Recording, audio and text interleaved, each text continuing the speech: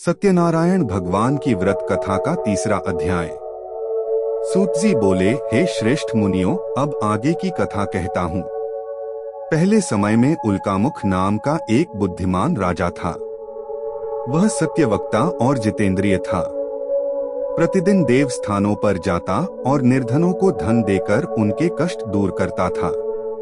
उसकी पत्नी कमल के समान मुख वाली तथा सती साध्वी थी। भद्रशिला नदी के तट पर उन दोनों ने श्री सत्यनारायण भगवान का व्रत किया। उसी समय साधु नाम का एक वैश्य आया। उसके पास व्यापार करने के लिए बहुत सा धन भी था। राजा को व्रत करते देखकर वह विनय के साथ पूछने लगा, हे राजन, भक्तिभाव से पूर्ण होकर आप यह क्या कर रहे हैं? मैं सुनने की इच्छा रखता हूँ, तो आप मुझे बताएं। राजा बोला, हे साधु, अपने बंधु बांधवों के साथ पुत्रादि की प्राप्ति के लिए एक महाशक्तिमान श्री सत्यनारायण भगवान का व्रत व पूजन कर रहा हूँ। राजा के वचन सुन साधु आदर से बोला, हे राजन, मुझे इस व्रत का सारा विधान कहिए। आपके कथनानुसार मैं भी इस व्रत को करूँगा। मेरी भी संतान नहीं है और इस व्रत को करने से निश्चित रूप से मुझे संतान की प्राप्ति होगी। राजा से व्रत का सारा विधान सुन व्यापार से निवृत्त हो वह अपने घर गया।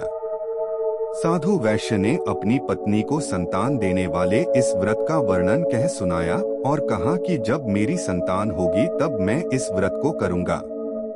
साधु ने इस तरह के वचन अपनी पत्नी लीलावती से कहे। एक दिन लीलावती पति के साथ आनंदित हो सांसारिक धर्म में प्रवृत्त होकर सत्यनारायण भगवान की कृपा से गर्भवती हो गई। 10वें महीने में उसके गर्भ से एक सुंदर कन्या ने जन्म लिया। दिनों दिन वह ऐसे बढ़ने लगी जैसे कि शुक्ल पक्ष का चंद्रमा बढ़ता है। माता पिता ने अपनी कन्या का नाम कलावती रखा। एक दिन लीलावती ने मीठे शब्दों में अपने पति को याद दिलाया कि आपने सत्यनारायण भगवान के जिस व्रत को करने का संकल्प किया था उसे करने का समय आ गया है। आप इस व्रत को करिए। साधु बोला कि हे प्रिय, इस व्रत को मैं उसके विवाह पर करूंगा। इस प्रकार अपनी पत्नी को आश्वासन देकर वह नगर को चला गया। कलावती पिता के घर में रह वृद्धि को प्राप्त हो गई।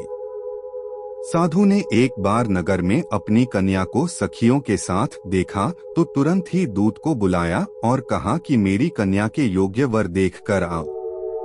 साधु की बात सुनकर दूत कंचन नगर में पहुंचा और वहां देखभाल कर लड़की के सुयोग्य वाणिक पुत्र को ले आया।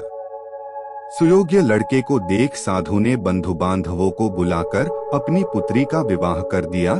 लेकिन दुर्भाग्य की बात ये कि साधु ने अभी भी श्री सत्यनारायण भगवान का व्रत नहीं किया। इस पर श्री भगवान क्रोधित हो गए और श्राप दिया कि साधु को अत्यधिक दुख मिले। अपने कार्य में कुशल साधु बनिया जमाई को लेकर समुद्र के पास स्थित होकर रत्नासारपुर नगर में गया। वहां जाकर दामाद ससुर दोनों मिलकर चंद्रकेतु राजा के नगर में व्यापार करने लगे। एक दिन भगवान सत्यनारायण की माया से एक चोर राजा का धन चुराकर भाग रहा था। उसने राजा के सिपाहियों को अपना पीछा करते देख चुराया हुआ धन वहां रख दिया जहां साधु अपने जमाई के साथ ठहरा हुआ था। राजा के सिपाहियों ने साधु वैश्य के पास राजा का धन पड़ा देखा तो वह ससुर जमाई दोनों को बांधकर प्रसन्नता से राजा के पास ले गए और कहा कि उन दोनों चोरों हम पकड़ लाए हैं, आप आगे की कार्यवाही की आज्ञा दें। राजा की आज्ञा से उन दोनों को कठिन कारावास में डाल दिया गया और उनका सारा धन भी उनसे छीन लिया गया। श्री सत्यनारायण भगवान से श्राप से साधु की पत्नी भी बहुत दुखी हुई। घर में जो धन रखा था उसे चोर चुरा ले गए। शारीरिक तथा मानसिक पीड़ा व भूख प्यास से अति दुखी हो अन्न की चिंता में कलावती के ब्राह्मण के घर गई। वहां उसने श्री सत्यनारायण भगवान का व्रत होते देखा, फिर कथा भी सुनी। वह प्रसाद ग्रहण कर वह रात को घर वापस आई। माता के कलावती से पूछा कि हे पुत्री, अब तक तुम कहाँ थी? तेरे मन में क्या है? कलावती ने अपनी माता से कहा, हे माता, मैंने एक ब्राह्मण के घर में श्री सत्यनारायण भगवान का व्रत देखा है। कन्या के वचन सुन लीलावती भगवान के पूजन की तैयारी करने लगी। लीलावती ने परिवार व बंधुओं सहित सत्यनारायण भगवान का पूजन किया और उनसे वर मांगा कि मेरे पति तथा जमाई शीघ्र घर आ जाएं। साथ ही यह भी प्रार्थना की कि हम सबका अपराध क्षमा करें। श्री सत्यनारायण भगवान इस व्रत से संतुष्ट हो गए और राजा चंद्रकेतु को सपने में दर्शन दे कहा कि हे राजन, तुम उन दोनों वैश्यों को छोड़ दो और तुमने उनका जो धन लिया है उसे वापस कर दो। अगर ऐसा नहीं किया तो मैं तुम्हारा धन, राज्य व संतान सभी को नष्ट कर दूंगा। राजा को यह सब कहकर वह अंतर्धान हो गए।